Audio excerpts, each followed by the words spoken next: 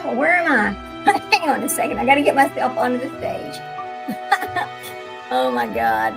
Oh, girl, it's always something, isn't it? I got to get myself up on the stage. Hang on just a second. Where is me? Why is my camera not working? Here we go. Camera. No, I want to get myself on there live, not just like that. Okay, so just give me a second here. So, not that one. Oh boy, isn't that some shit? Oh, said a bad word. Anyway, make sure my camera's working over here. Camera. Nope, don't do that. That's the problem. Integrate. Okay, there's my camera. This will work. All right.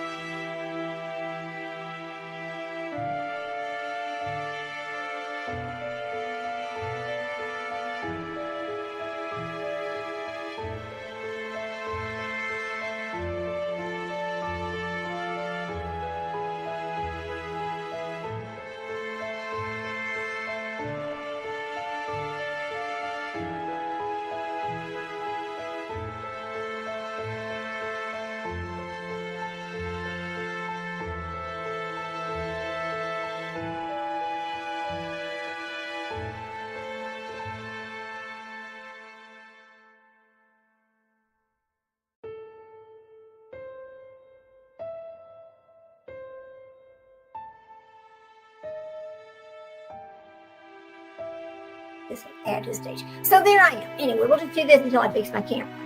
But okay, so that was my event of yesterday. So I get home from getting this shot in my foot, crying like a little bitch. But when I got home, I wanted to cry at the doctor's office.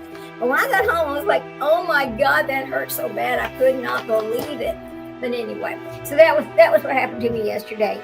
And I was just, my husband was like, my husband's so shocked. He goes, what do you mean they gave you a shot in your heel? I said, I'm telling you, the guy poked a damn big needle in my heel. And it hurt so bad.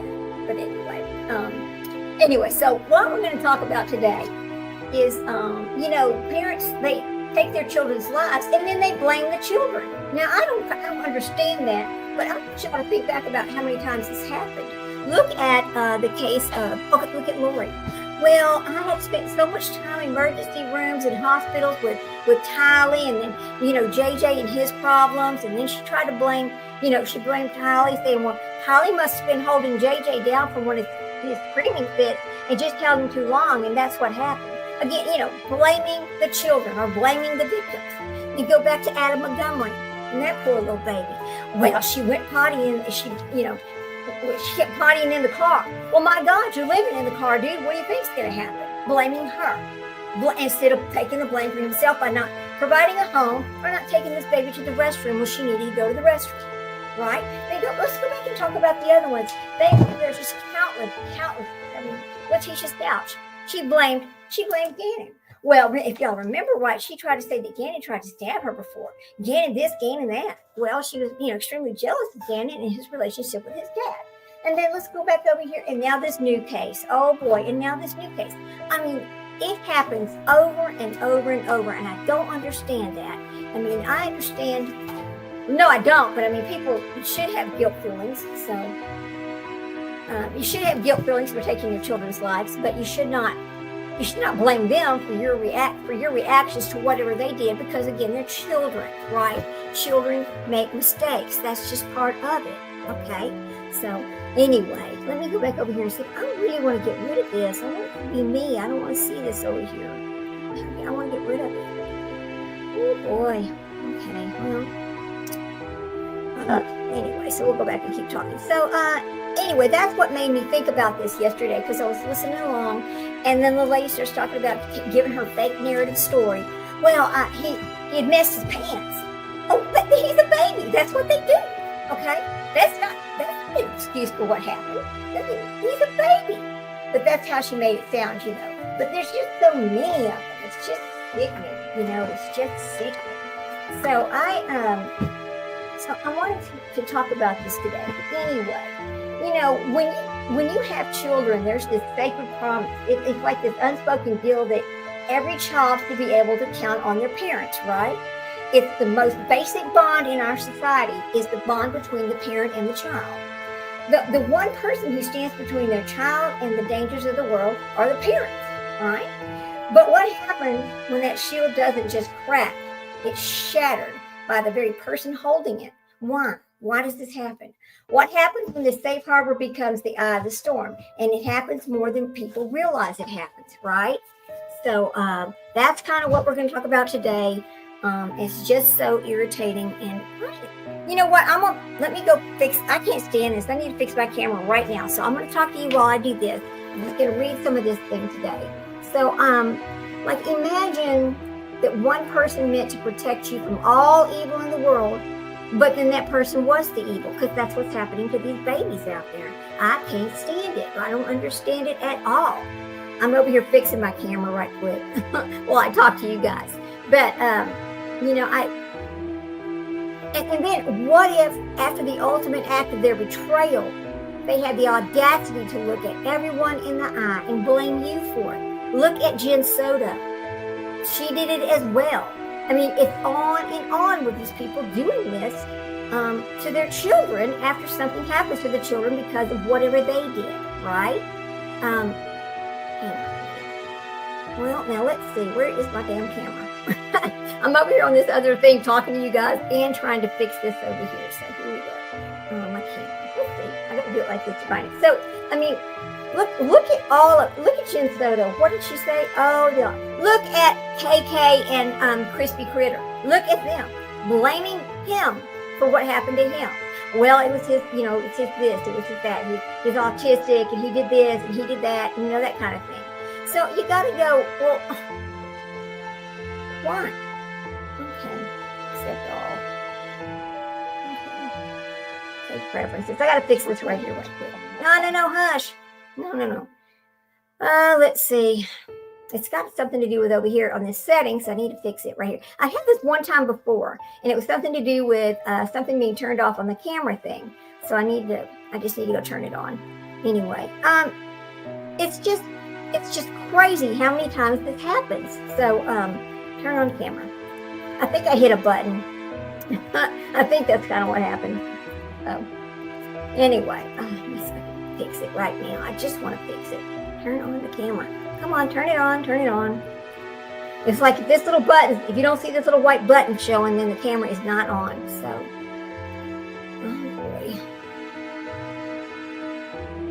More results here. I don't want to do that. I don't want to do this with that other thing. How to set camera, right?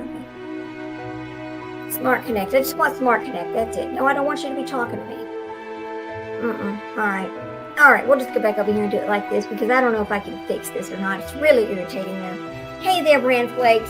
So, I'm sorry you can't see me. I don't know why this camera is not on, but it is not on, which is so irritating. So, we'll just have to do like this today, which is not something I would like to do, but that's what we're going to have to do right this now moment, because I cannot seem to figure out how to turn it back on. Anyway, so what if, now we're talking about these kids.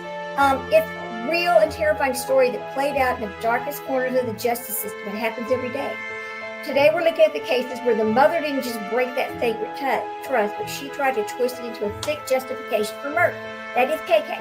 That is, a lot of people disagree with me about the fact of what happened to that sweet little boy. But in my opinion, and this is just my opinion, the child is no longer with us, okay? Because it does not make any sense, in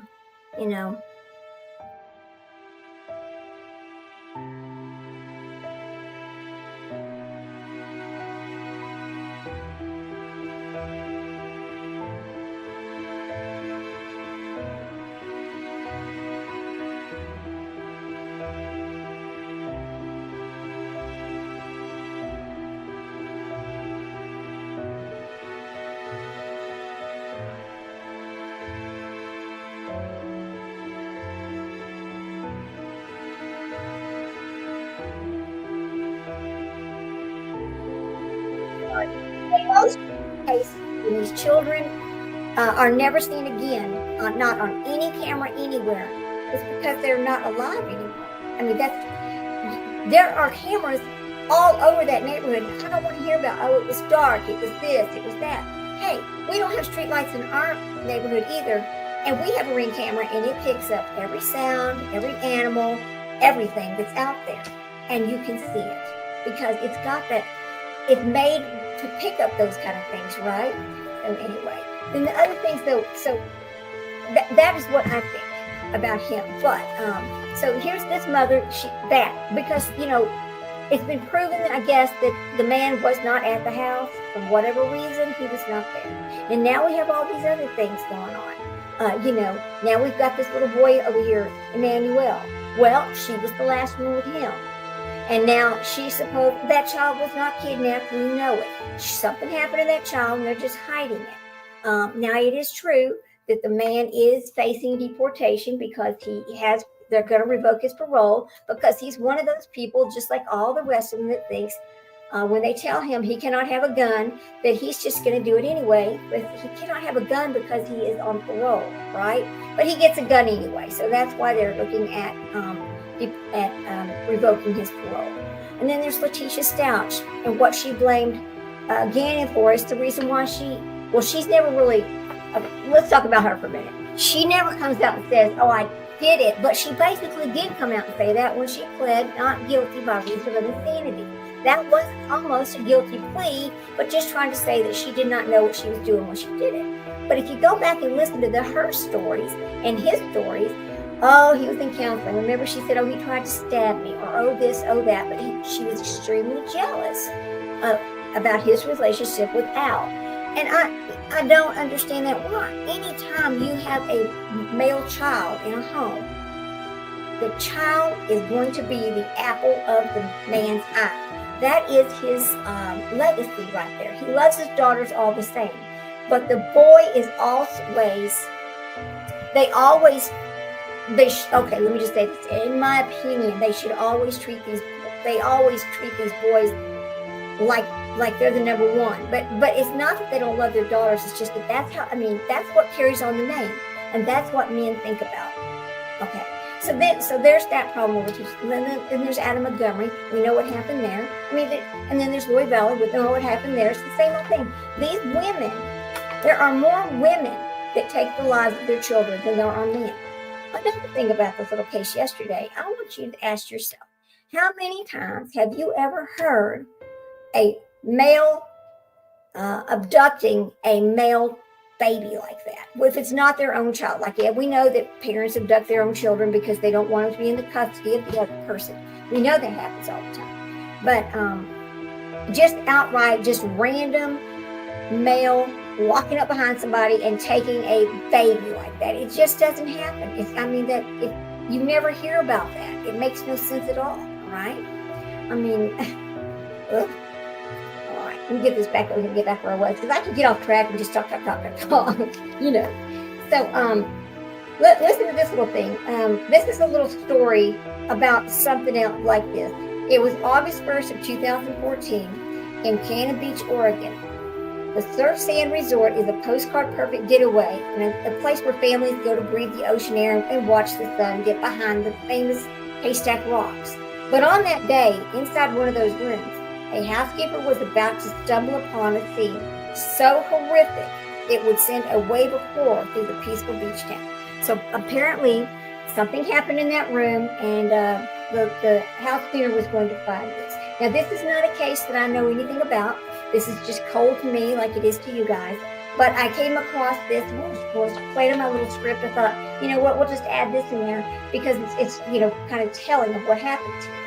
So there was no signs of a break-in. Nothing looked out of place except for the chilling, unnatural stillness. Inside the room were their two sisters. The youngest was a 2-year-old named Isabella, but she was lifeless. Her older sister, who was 13, was found covered in blood with deep cuts in her neck and her wrist. Miraculously, she survived this. The first responders rushed the teenagers to hospitals in Portland, where she was immediately whisked into surgery. She would survive, but two questions hung in the air, heavier than anything else. What on earth happened in that room, and where was their mother? The 40-year-old Jessica Smith. She checked into the resort with her 2 girls just a few days before, but now she's vanished. Okay, so then when things like this happen, it just tears the family apart. The family.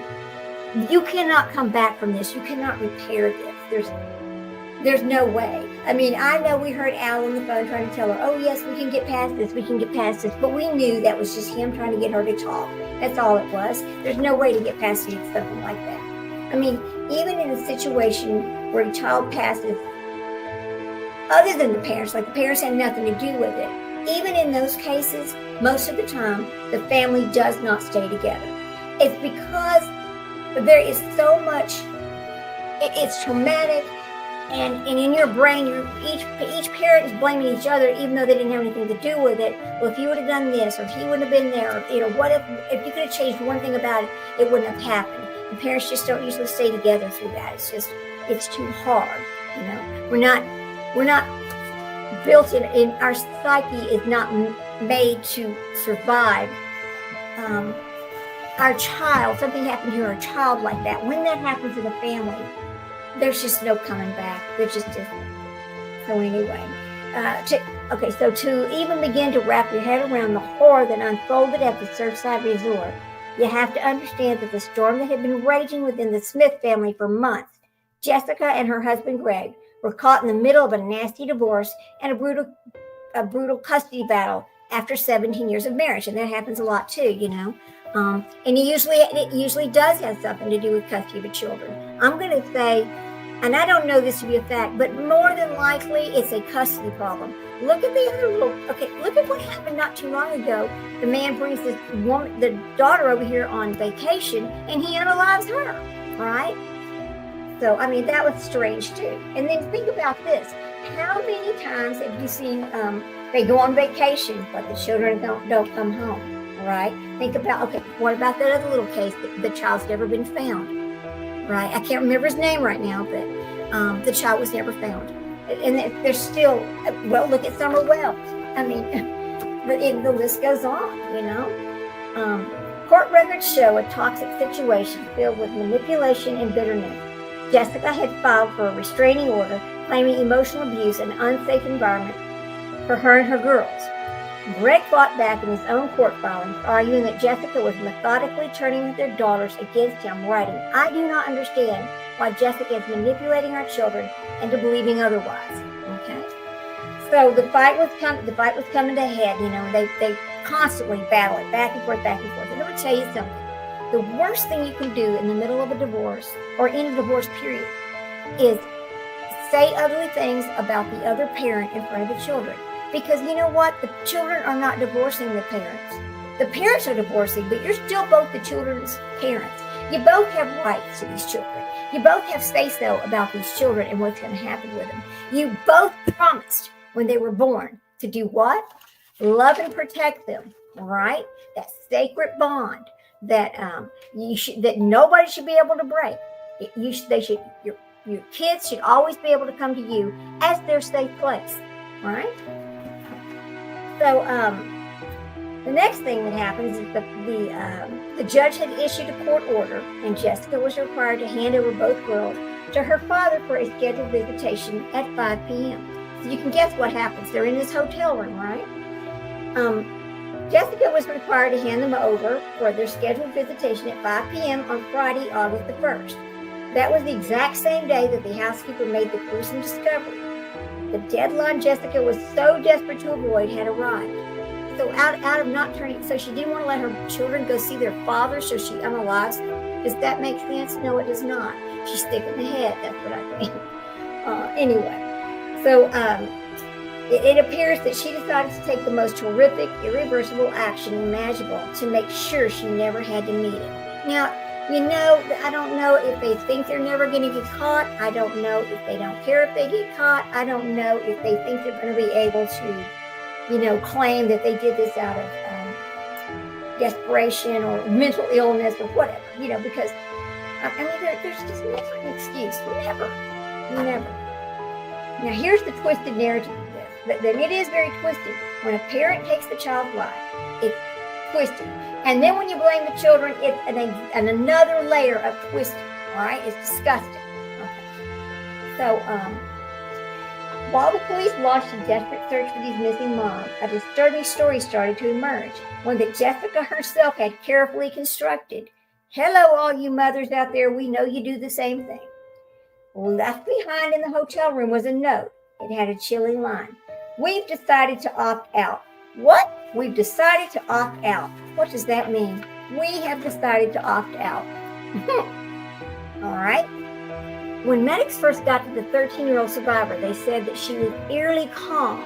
She told them a story that seemed to back up her mother's note. She claimed that because of the custody situation, she and her sisters did not want to live with their father, and they just wanted to get out of it. No, a child cannot make those kind of decisions.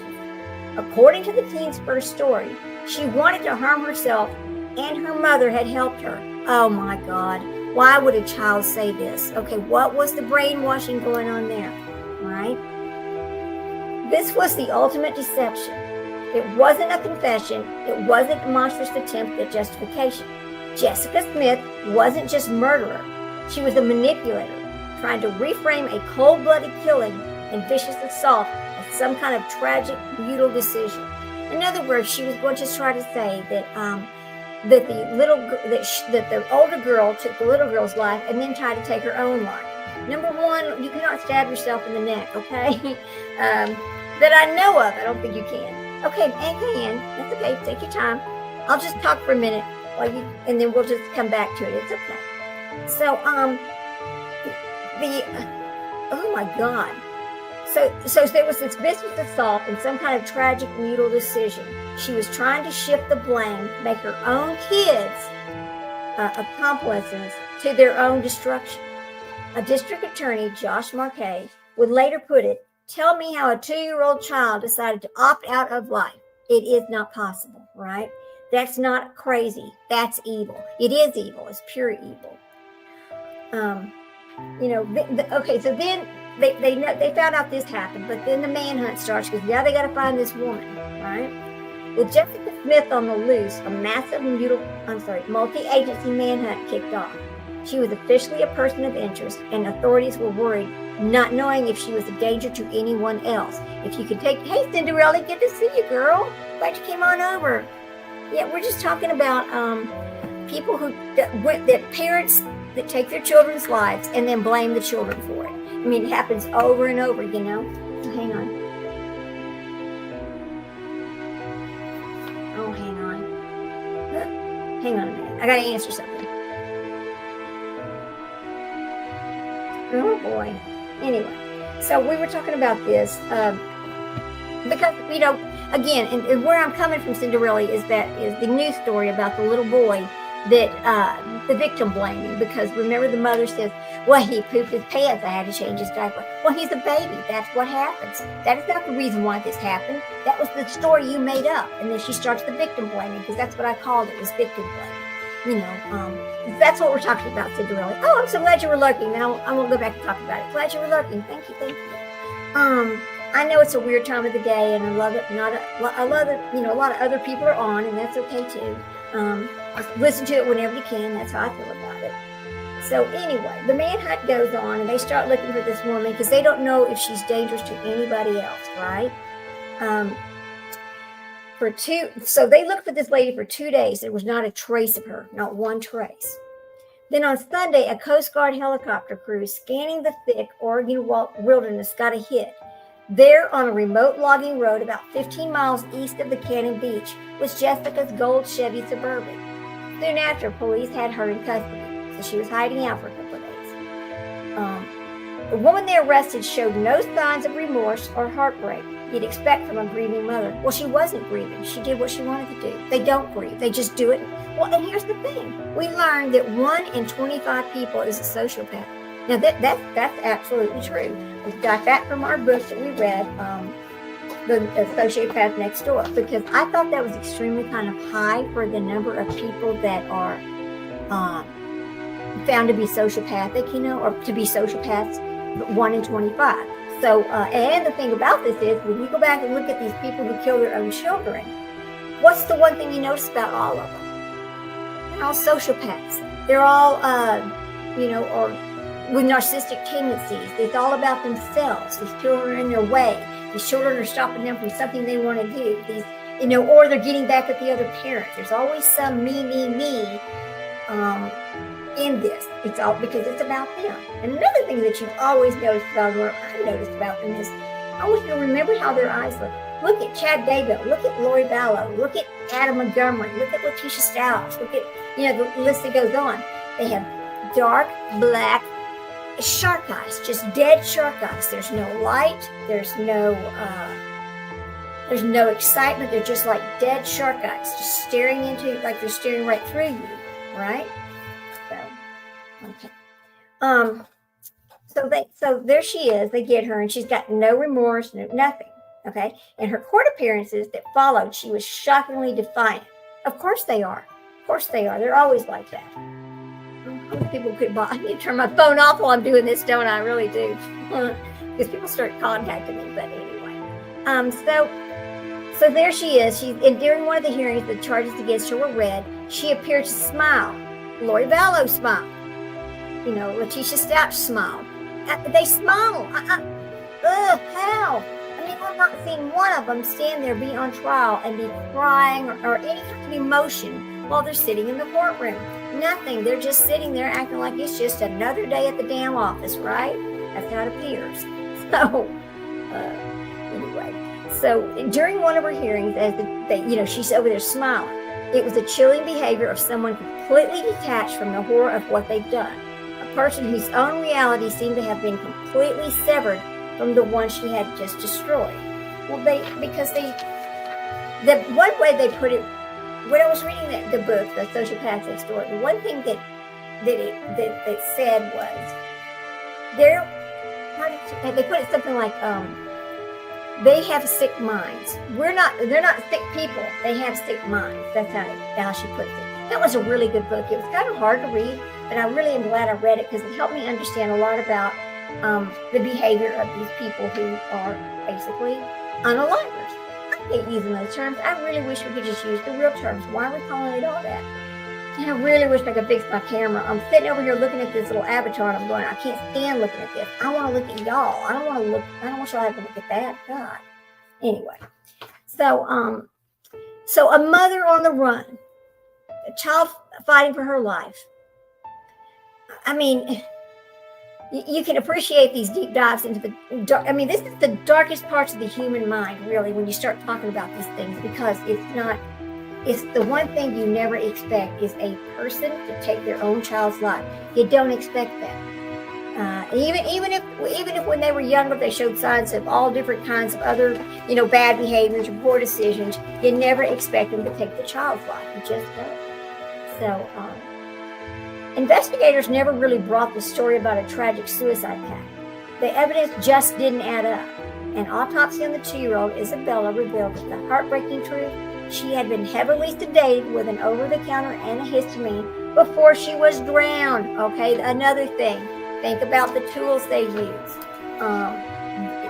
We have heard all kinds of things about the one child. Well, they feel like maybe the mother had given him too much sleeping medicine and that caused it. Then you've heard the story. I mean, it just goes on and on with these things about these kids and how they get them to be sleepy enough where they can do this thing. I mean, oh boy. I mean, we've heard this over and over about them people drugging their children and then doing something like this, right? That's really sad. Her death was officially ruled as a homicide. Poor little Isabella. The surviving 13-year-old story also started to fall apart. She eventually told a detective that her mother had first used a numbing agent on her neck. Oh my God, that's horrible. Before giving her a double dose of sleeping agent and then slashing her throat with a razor blade. Jessica had apparently thought about doing the same thing to Isabella, but decided to drown the toddler instead. I guess it was easier for her to do that than it was to slash her baby's neck. I can't imagine. Wow. Okay. Now, the story of this shared decision that they wanted to not have to go visit their father. It's a complete lie. We know it's a cooked up cover. I mean, it's just pure hatred. The mother just had pure hatred for it. I mean, I've heard of a lot of people get divorces, and it's not that they hate their spouse. It's the fact that they know they can't get along, and that how their reactions are at home is not a healthy environment for the children. That is a mature divorce. Most people cannot do that, though. Most people have to act an ass and do all the wrong things, and then wonder why their children are in counseling for the rest of their life from your behavior during the divorce that should have never happened. Okay, but here's the thing: when we're growing up and our, we're learning about life, and we're taught that marriage is until death do us part, all these things, that you're not supposed to get divorced and all of that. But really, what they don't teach us about is the fact that at what point do you need to actually end a marriage? At what point do you realize that it is affecting your children every single day because you two can't get along? That we're not ever taught anything like that, And I wish we were. I'm hoping that in today's world, in school and psychology classes and things, that they talk about these kind of things because it's important. And I think had we known some things, maybe we wouldn't have gotten married so soon. Think about that too. I mean, a lot of us got married the first time way too young. I know I did. I wasn't experienced enough to do anything like that. But I'll tell you, I was not headed for a divorce. My husband was killed by a drunk driver. I was 21 years old, and I had just turned 21, actually. And he had just turned 24. So we were very, very young, and we'd been married since I was 18 years old. Just young, just trying to get through life. I was, 2.5 hours away from my parents. It's the middle of the night. We were we were at a friend's house. I'm going to get off topic for just a second. We were at a friend's house, and we had cooked this beautiful spaghetti dinner, and with all the trimmings and everything. We were waiting. We were all just sitting there. The women were waiting on their men. The guys had taken our dogs and taken them over to the lake and just let them run. That's the other part of this. Is my dog was in the truck with my husband, and my dog died too. So I lost my husband and my dog, which was a 4-month-old dog, a Doberman, and she still had her ears taped. We were getting her ears done and all that. So she was just a baby herself. So we're sitting there and we're just wondering, and I'm calling the phone, going, hey, but nobody's answering. But then we heard this because we lived not too far off the highway in a little tiny town called Caldwell, Texas. I don't think you've ever heard of it. If you have, all right. So we lived in this tiny little town, Caldwell, Texas. And we're all sitting on the front porch. The women are just talking to each other. And we heard the crash happen on the highway. And I looked at my friend and I said, that's them. She said, what do you mean that's them? I said, they're running late. They're not here. They're not answering their phones. And now we hear this crash up on the highway. I mean, it's less than a mile from the house. And, we've all heard, we were growing, people have always said, well, most people die within a mile of their own home, right?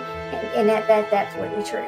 So it wasn't 20 minutes later, the cops were at the door. The DPS was at the door trying to tell us, asking everybody their names. And to the one person, he said, can you come with me and go to the hospital? And I looked at the cop and I said, what about the rest of us? And he says, I'm sorry, your husband did not make it. Then I said, what about my dog? Well, I'm sorry, we did not even find the dog, is what he said. But I'm sure the dog was under the seat crushed because they were in this truck and a big welding truck hit the front of that truck. It was a head-on collision because the guy crossed the lane. Now, this was before they ever put the law in effect in Texas that if you get kicked out of a bar because they've overserved you, instead of them calling the police, you could sue the bar because they sent the person out there knowing they had overserved them. This was before that law ever happened.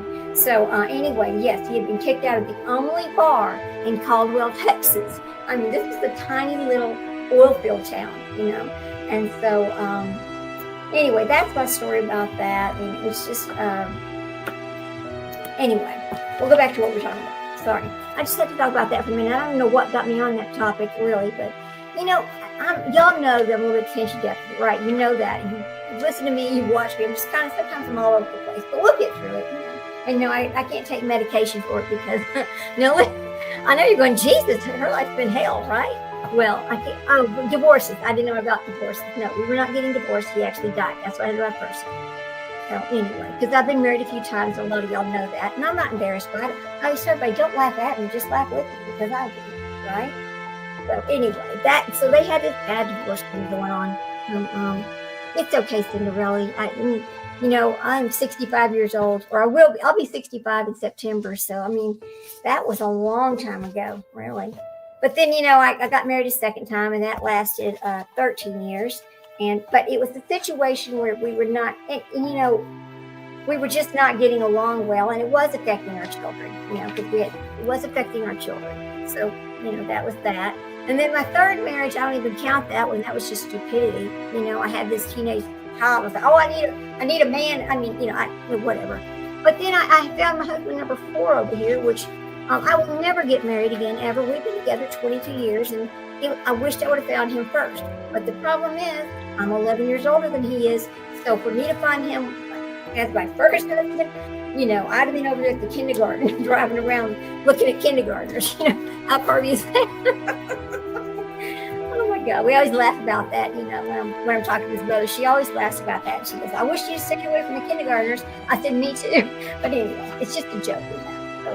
We'll go back on to this. But yes, I wish they would teach our children about divorce and what time and when do you go to counseling and when is the time to look at your how it's affecting your children, right? You don't let it get to this point where you're talking these children into saying they don't want to go with their dad, whatever. Because I think this manipulation was all about that, So anyway, so her story, so the little 13-year-old story started to fall apart, and so they've shared this decision and they talk about getting out, but it was a complete lie, cooked up to cover the act of just pure hatred because the mother hated the husband. And that's what got me on the other story, because I don't understand. How can you stay in a marriage like that for so long if you have that much hatred toward a man? I don't, or the person that you're married to. It doesn't matter what you're, if it's man or woman, it doesn't matter. I don't understand that. So anyway, she says it was a complete lie cooked up to cover this act of pure hatred. This is a classic, though extreme case of psychological projection. That's what it is, psychological projection, because that's what they do. They project their feelings or their whatever onto their children without even considering how it's going to make their children feel about the father. Because, children just soak up, they repeat what we do. You catch your child being a bully. Well, why were you being a bully? Because actually, and I've talked about this once before too, I think, bullies raise bullies. People who are doing drugs most of the time had seen their own parents doing drugs. I'm not saying everybody, I'm just saying most people, it comes from that. People who drink a lot, most of the time, it's because they had one of their parents drank a lot. It's just a behavior that is repeated, because we're doing it, it must be okay, right? So anyway, but even though it's not, yes, of course, now these days, there's so much more education about all of those different things that I'm talking about right there, as far as drinking, drugs, the whole thing, that is taught in school. It was not taught in school when I was young. Anyway. So the projection, so it was psychological projection. It's just the crushing guilt of her own actions. Jessica built a reality where she wasn't the only one to blame. And that's the other thing. And this is this victim blaming. It's blaming the children for why this happened, and it's just a sick situation. Hang on just a minute. I'm so sorry, guys. Okay. So, anyway, my husband keeps texting me. Okay, so let me tell you what's going on there. Hey, can you please lower your, is it like that? Let me see what's going on there. I just get afraid of the, here we go. Let me see. Tell me if this is better. Well, I have to play. Well, you know what? I'm not going to play any music. We'll just do it that way. Hey, there you go. Thank you. Thank you, Guilty Crime. Oh, okay. Well, I'm glad I got rid of that for you. So, the projection of the psychological projection that happens. Now, we've seen every one of them do it. Every one of them that we've seen take their children, blame it on this, that, or the other. Thank you so much, Guilty Crime. See, but I don't, because I'm not hearing it. I guess I should have put my earbud on, but anyway, all right. So she goes, and then they keep going on, and she's going, she wanted to, because she said she wanted to get out, and the children said they wanted to get out, so they cooked all this up. And so let's see, in her version, she was simply helping her children carry out their own wishes. No, a child cannot make a decision like that. That even goes back to, and I don't think that children under a certain age should be able to say, oh, I don't like what sex I am, because you're not mature enough to make those kind of decisions. Now, look at what happened with little Jazz there, because I've seen her come back on and say now she wished she would have never made that change, right? But I don't know. I don't have any experience in that, but I just think there's certain things that children can never make the decision about. And obviously, taking their own life is one of them, right? Never. So she says she was just simply helping her children carry out their own wishes. It's a grotesque twisting of a mother's duty. It was a desperate, evil attempt to lessen her own guilt by forcing her victims to share it. Now, so then we're going to have, she's going to finally confess about this. She's faced with a mountain of evidence. Jessica Smith's twisted story finally comes crashing down. And in a videotaped confession, she admitted to the truth to the police. She confessed to drowning her 2-year-old daughter. She said she did it to end her misery. In her misery. A thinly veiled reference to the custody fight that she was on the verge of losing. She also admitted to attacking her older daughter with a razor blade. But notice she did not tell them that she drugged them. She didn't tell them that. She just talked about, well, I drowned her and then I attacked her with a razor blade, right? Now, just because her own misery. Now, let's talk about Lori Vallow for a moment. Lori Vallow, same thing here, same thing. She blamed the kids. Well, Tyler had all those problems. She spent all that time in the hospital, so she's not in pain anymore. And JJ's an adult and he's just doing great. I mean, that Lori Bello, I could not believe the things that she was saying. It was absolutely disgusting, right? Just disgusting. So, anyway, she also admitted to attacking her old daughter with a razor blade. The motive was sickeningly clear. This wasn't an act of mercy, it was an act of revenge. Wow, that's quite a bit. It is victim blaming, isn't it? Terribly. It's terribly. So that was an act, it was like revenge. Unable to stand the thought of her ex husband having custody of their children, Jessica Smith chose to burn their entire world down. If she couldn't have them, then nobody could in her mind. Now, are there other cases out there that we think of that right now? That could be the case. Well, we've heard all kinds of things about poor little Sebastian. Well, if I have to give him to my ex-husband, then nobody's going to have him. I mean, is that the case with him? We don't know. Yeah, poor Colby. Colby is very traumatized, and then he's sick. He got sick and all that. But I re-listened to Colby's lives over a few times because you can see the pain in his face.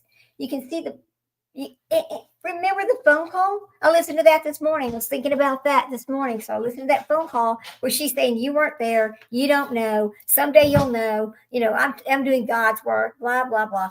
I think he left the faith. He is not even Mormon anymore. He left the faith. It was so traumatized. And well, a few of the people from that family left their faith because of how this came about, right? It's just horrible.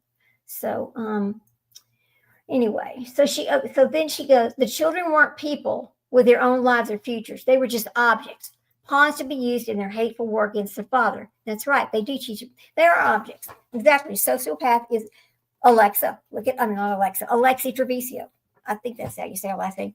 She said that the nobody just fell out of her body into the mode, the nobody. She had that's also which kind of goes back to that denial, the phenomenon of that denial of pregnancy. It's like that psychosis where they feel like that's not their baby. It's just some foreign thing that's in their body. They don't have attachment to it. So it's easy for them to just discard it. Same thing here. It's just easy to get rid of it. Right? Now, when you got to know that she had to know.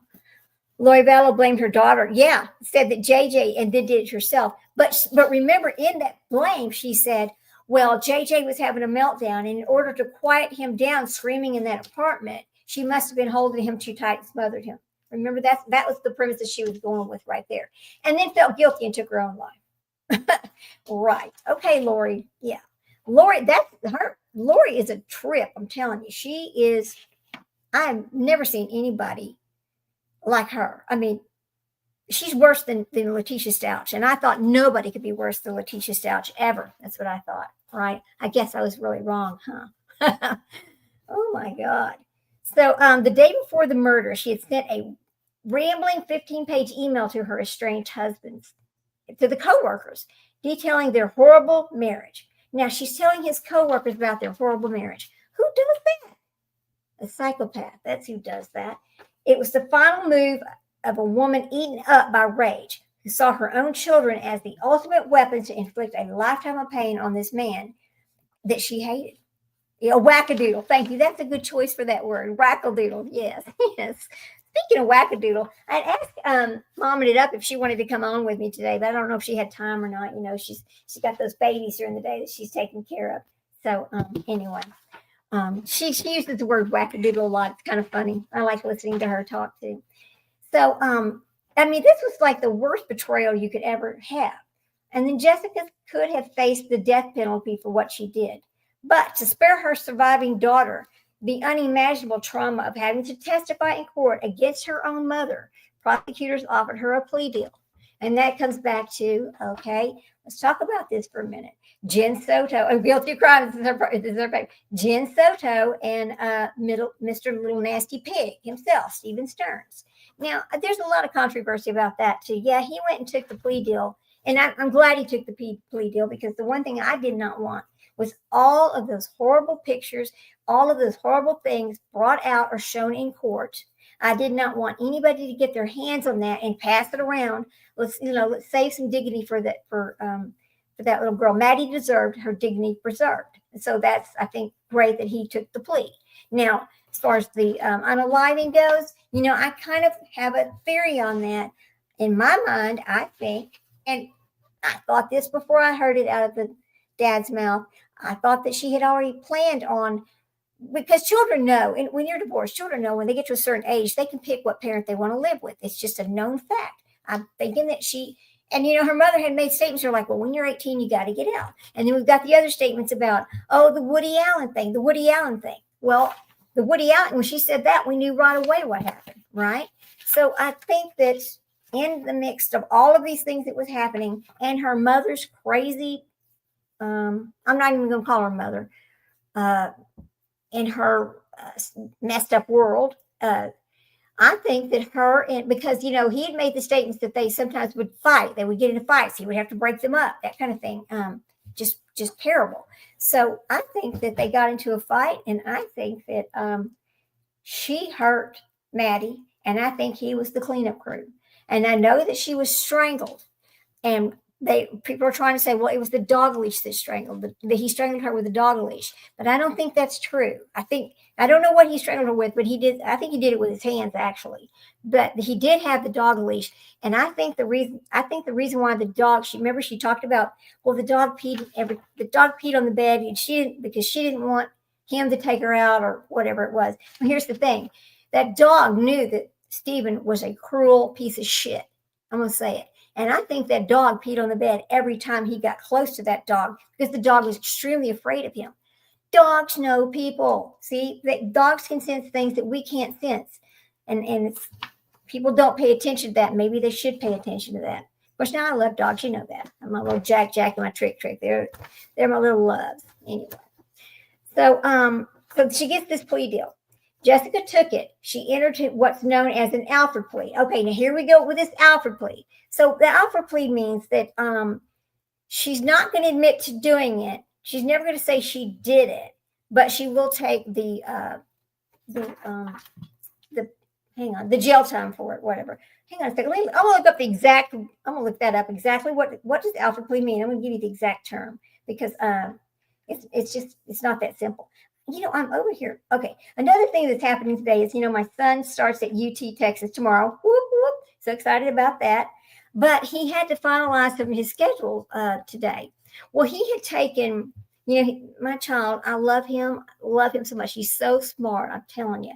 He had taken all these AP classes, and he went to, potato. You're right about that. He also went to college at the same time at the junior college that he was in high school, right? So he's doing all this. So he had all kinds of AP credits and things like that. But come on, Google. But his counselor today told him, because he's going to go to medical school, that he really should not use his AP testing, because for medical school, they want to see that these people actually took these courses in college. And I'm like, okay, that's fine. Don't use any of them. That's okay, because he already had 21 college hours anyway. But he had 9 of those AP that would have counted, but that's okay. I don't care how long it takes to get out of school. I mean, I kind of do, but anyway, I'm so excited about that. So I just got some information on that. So it's kind of been interrupting. So my mind's just all over the place. Anyway, an Alfred plea is a guilty plea in which a defendant maintains their innocence, but admits that the prosecution's evidence would likely result in a guilty verdict if brought to trial. Okay. And I'll tell you where that started from. In 1970, there was a name of Henry C. Alford, and an appellate in the U.S. Supreme Court in a case in North Carolina. It was North Carolina versus Alford, which ruled that such a plea was valid. So that's where that came from, that you can say that. But see, to me, is an Alford plea the same as no contest? Because I wonder if Stephen Stearns could have got an Alford plea instead on the murder case. I don't know. So, wait a minute. An Alford plea and a no contest plea, also known as a nolo contendere, that's for guilty crime. She loves to say that word. Both result in a conviction without requiring the defendant to admit to their guilt in court.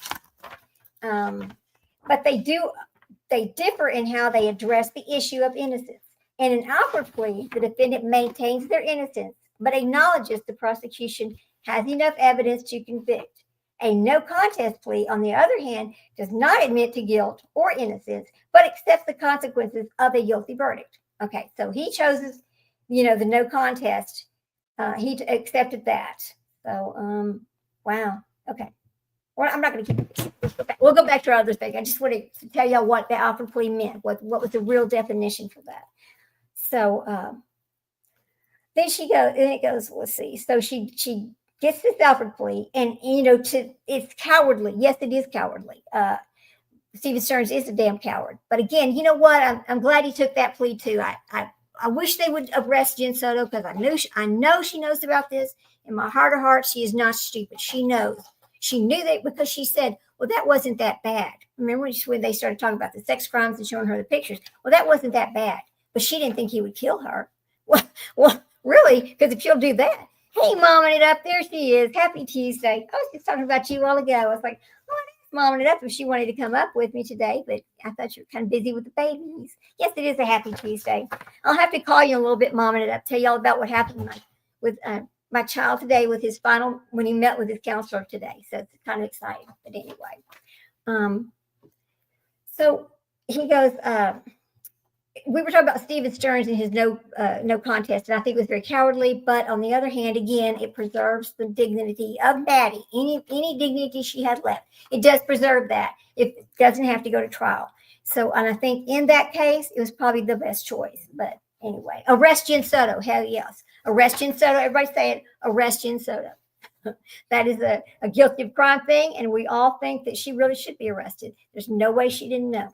No way. I always talk about, oh no, what's going on here? Don't tell me. Hang on, guys. Hang on. Something happened. It went to the other screen. Oh, there you are. It went to the other screen. I was like, no, don't hang up on me. My camera's already not working. That's why y'all see the avatar today. It sucks. Oh yeah, arrest Soto. You might not like, oh no, please. Oh my God. Oh, you know what? You know what though, Jay? It's okay. Either way it happens, it's okay.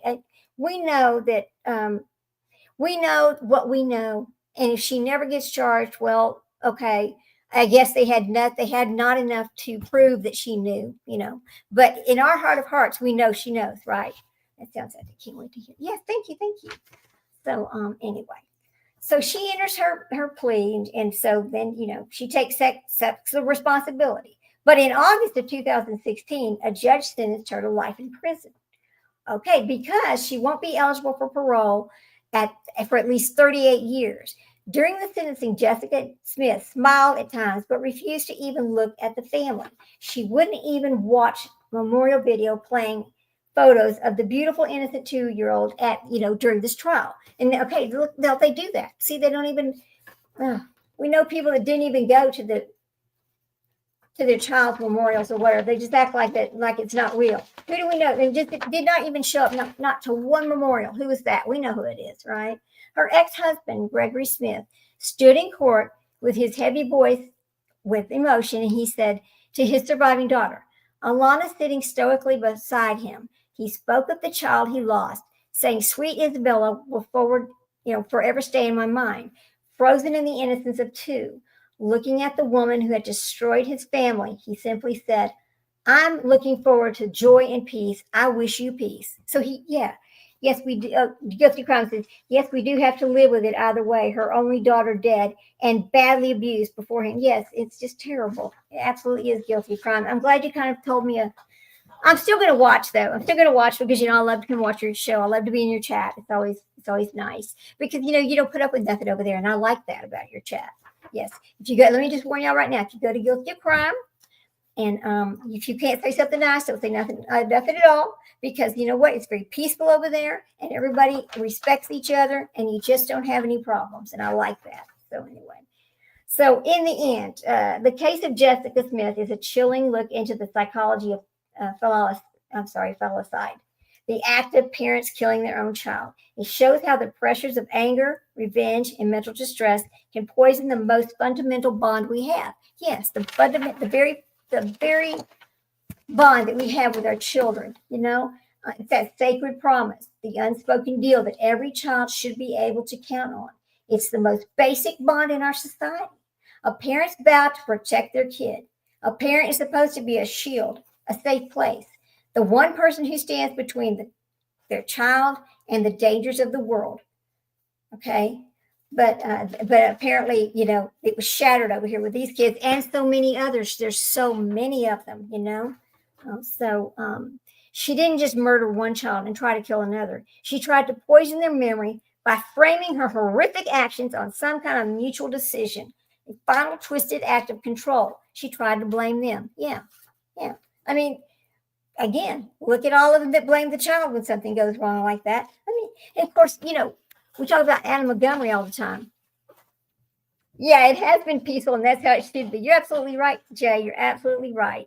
It's okay to respectfully agree to disagree with people, because we're not all going to think the same. We're not all going to have the same opinion, but that's okay. We don't all want to be the same. We just want to know the facts. We just want the truth. That's it. I mean, if it's not the fact or it's not the truth, I don't want to hear about it. I know that a lot of things on YouTube is speculation. I do know that, but speculation.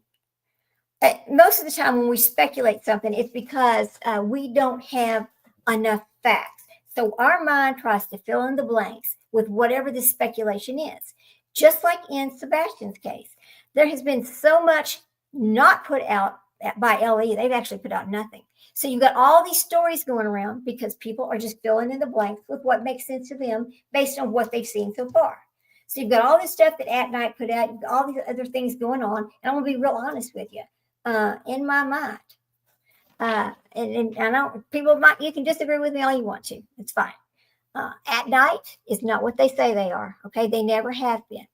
At Night is just a media company that's been put out there just to keep this child's name to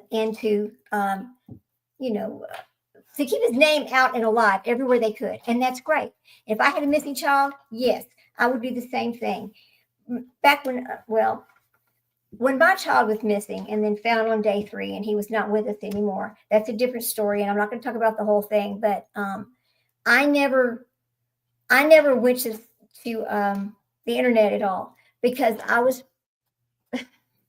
just never go to the internet with that kind of thing ever, because it's really, when the parents do that, you're putting yourself out there for the whole world to talk about, but that is not going to help you find your child. All of that is not going to bring your child home to you. It's not going to. All right. All that is a bunch of distractions and just talk and just people running amok with stories that, don't even make sense. I mean, look what's happening over there with that case. And I know I don't really do true crime or whatever, but when you look at that case and you see all the things going on with it, you kind of, it's shocking how it's went from A to B back to C. I mean, because Ellie won't tell us anything. So anyway, I'll finish reading the story and then we can just talk amongst ourselves.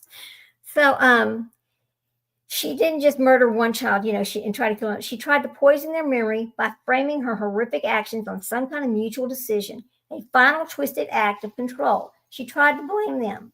She betrayed her most basic duty as a parent in the most violent way possible. And then with her lies, she betrayed them all over again. That's right, because when they do this, it betrays the children again. It just hurts them again. It's like you just can't let them rest in peace because you keep putting it over on them without taking responsibility for your own actions. It's a terrifying reminder that sometimes the monster isn't hiding under the bed or in the closet. Sometimes it's the very person who's supposed to protect you from the monsters, right? What could possibly drive a mother to not only kill one of her children, but to try and destroy the life of another? Let me know what your thoughts are on this case. Let me know what your thoughts and comments are. Put whatever comment you want to. But I mean, that's basically that case right there. It's just like all the rest of these cases. Something happens, they take the children's lives, they start blaming everybody else, and they end up blaming the child. So that's just, it's disgusting. It's really disgusting.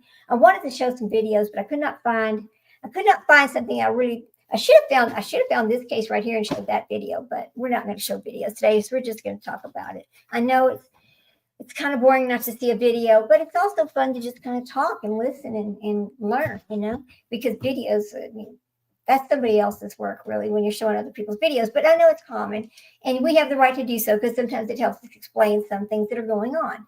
But I was just so angry yesterday afternoon, which what does mom ended up saying? She goes, guilty of crime. I'm sure the guilt gets to people like her. At least I hope so. And then guilty. Mom says, that's why I enjoy talking, because we get to learn from each other, and it helps us learn more. It does. It does. And I like to, I'm interested in all kinds of things, and I like to learn about all kinds of things, whether it's religion or psychology or, how to make something, whatever. You need to, and I'll tell you another thing, guys. As you age, you've got to keep your mind active. Don't let your mind take your body, because that's what happens to some people when they stop using their mind, they stop growing and stop learning. Then their mind starts forgetting, and then you end up not being able to do anything. It's like, people talk about dementia all the time. Well, use your brain. Don't let it shrivel up like that. I know some of it is just inherited or whatever it is, but I don't, because I'm not a doctor, I don't know much about that. And my child wants to be a doctor, but anyway, I just think that if people would just use their body instead of like you'll see people that, well, here's an example. Here's a perfect example of this. When my dad was 65, this is kind of sad, but when my dad was 65, he was driving down the road and he had some kind of, I think it's called a little eye, some kind of an eye thing. Something happened, and all of a sudden he was blind in one eye. It was a stroke. It was an eye stroke. I think it was an eye stroke. And so he was blind in his one eye. He managed to pull the truck over, and then had somebody come and get him, right? Because he owned a company, and anyway, all this stuff. But so then he goes home, and they warned him, okay, listen, you're whatever caused this, there is a possibility it can happen again. Well, he did not believe them. He thought they were just full of crap. He did not take, he went and got some medicine. He wouldn't take any of the medicine. He would not take care of himself. He would not do what they told him to do. So it was about 6 months later, he's driving along, and he loses the other eye, because he has another stroke in his eye. The other eye had a stroke. And so he became basically legally blind. Now, he could see to walk around his house, and he could see to turn on the microwave somewhat with some glasses and stuff. We used to put little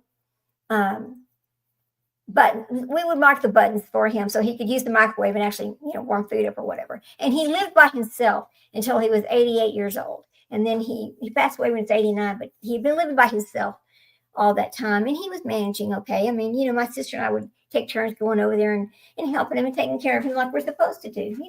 In fact, he was living with my other sister, and he was at one of these respite. It was some kind of a respite place so that my sister could get a weekend, right?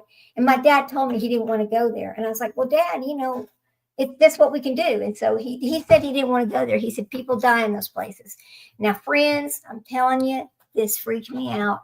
But we get there, and it's like day 3 that we're there. And he's not talking to me because I'm sitting with him. He's not talking to me or nothing. And I'm like noticing all of a sudden he's just breathing anyway. I'm holding his hand, and I'm just talking to him, trying to get his attention. But so anyway, he passes away.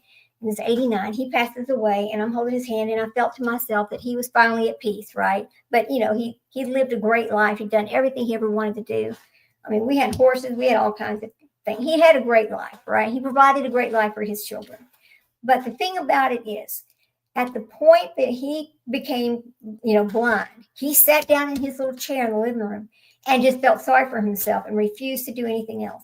He would listen to TV and that kind of thing, but he just refused to do anything else. He would just use the word, oh, I'm blind. I'm useless now. I'm useless now. And that's not true.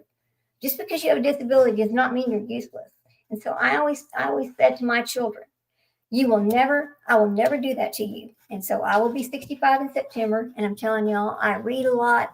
I do work out on my little treadmill. I do everything I can do to keep going, because I'm not going to sit down and feel sorry for myself just because I have, whatever little problem I have. So anyway, that was my story about that. And it just happens.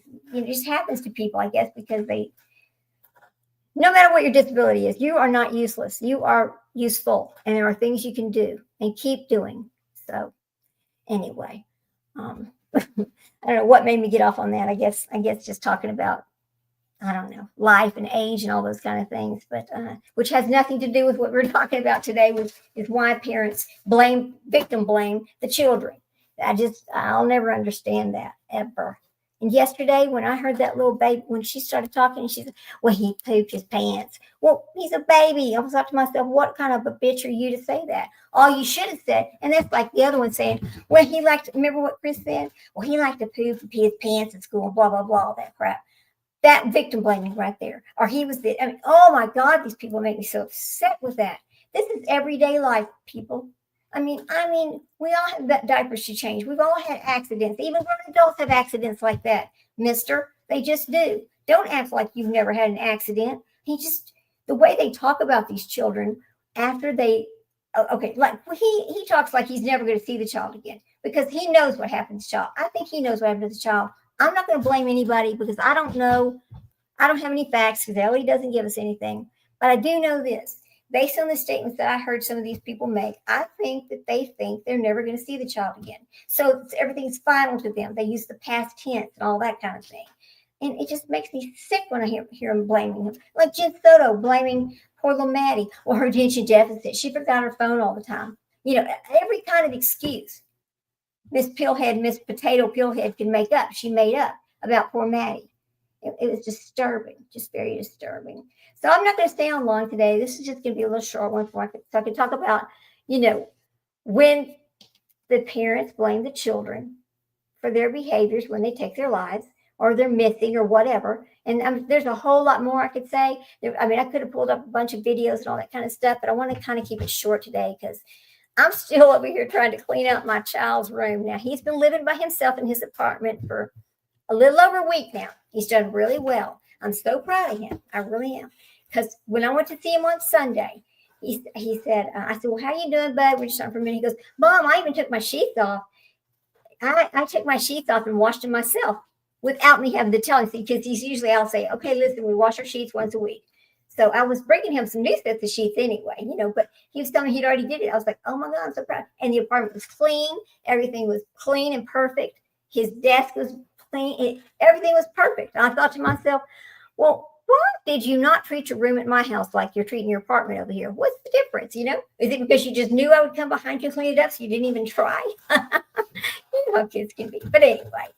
Mom, it says she agrees it's mind over matter. Sometimes you have to just find what you can have a purpose for. Right. I knew that was going to be an empty nester really soon. And then after my little chihuahua passed away, I was so heartbroken. I could not come out of the room for 2 days. And so anyway, that's how I ended up with Jack and little Trixie over here, my little YouTube star, Jack. Well, he gets a lot of hits on TikTok too, but anyway, so my husband bought me this dog, and then we decided, well, that the dog needed another dog to play with because my old white dog would not play with this dog.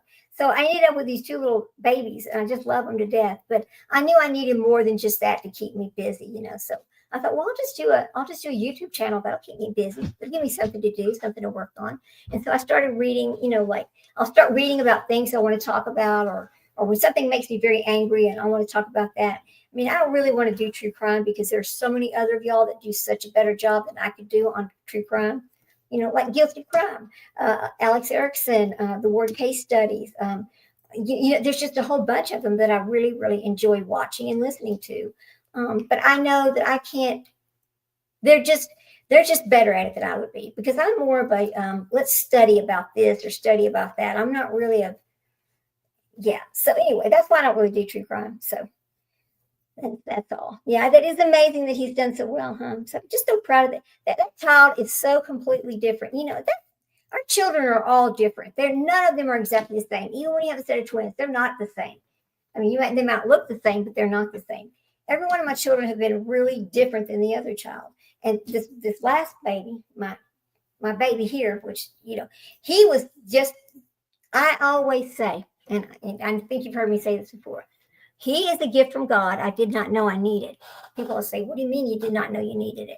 Well, I thought I was never going to have any more children, ever. That's not going to happen. Heck no, I was too old for that, But Tristan was born when I was 46 years old. And of course, you don't know what's going to happen in your life. And he was 6 years old or almost 7 years old when his brother passed away. And at one point, I've talked about this before too. At that point, had I not had Tristan, I would have taken myself out. But I knew I couldn't. Because that little thing from God telling me, I gave you that special child. You were 46 years old. You're not, you're not doing that to him. You're not doing that to anybody. Anyway, so I mean, I just had that. I think that I always say that he is the reason why I am still here, because I did promise to take care of this child. I did promise, I took that on. I was 46 years old having this baby, which doesn't happen. That's just not normal. But he's been a joy. He really is. He's just a joy. I love all my children the same. He was just so much easier than they were. I don't know if it's because I was older and it was just easier because we were more prepared, or if it was simply because he just has a different attitude. Oh, I am. Thank you. Yeah, I'm working on it. Guilty crime. I sure am. I mean, it's kind of, it's not easy to get those subs, especially when you're talking about things that a lot of people are just really not interested in. Thank you there. So I know I'm just kind of rambling for a minute, but I just want to talk about my child here and how happy he's made me. I appreciate him so much. But I never expected to walk into his apartment and find this perfectly clean apartment, because I am still over here. He said he went through all the clothes that he wanted to take with him, and he took what he wanted to take. So now I've got all these clothes that I've got to pack up and box up and give to somebody and all that kind of thing. So that's what I've been working on this week, a little bit at a time, because I can't do it all in one day, especially after my getting that shot in my heel yesterday. That was just horrible. I don't know if you heard that, if you were on here, the first part, but yeah. So I had plantar fasciitis, I think it was called, and they put a shot in my heel, and it was horrible yesterday, guys. Horrible. But today it's better. So I can come in here and work on it. So I'm not going to keep this long. I'm just going to go ahead and get off and then go in there and start picking up the rest of this stuff and getting those rooms cleaned out. And I'll probably come live maybe on Wednesday. I just need to think of a topic, get some stuff together that's something really interesting, because I don't want to see the same thing everybody else does. I want to see something really different. And if what I think is going to happen from Guilty of Crime show tonight, y'all be sure and go over there and check out Guilty of Crime. If you have not subbed up, please do. She's great. I love Jay. She knows I do. Go do that. She's going to tell us something tonight I probably don't want to hear. So I'm going to get on a tangent about something like that and go find something to talk about from that. How about that? We'll find something about how to deal with when they aren't charged and they should be. Oh, there's my topic. When the police don't charge them, but they should. Anyway, I'll see you tonight. I'll see you later. I'll call you later, Mom, and I'll call you in a little bit, okay? Good to see everybody. I hope you enjoyed our little live today. I know it's short, but it is what it is. But anyway, we'll talk later. Bye, guys. Love you all. See you later. Have a great day. Be careful out there. Be safe.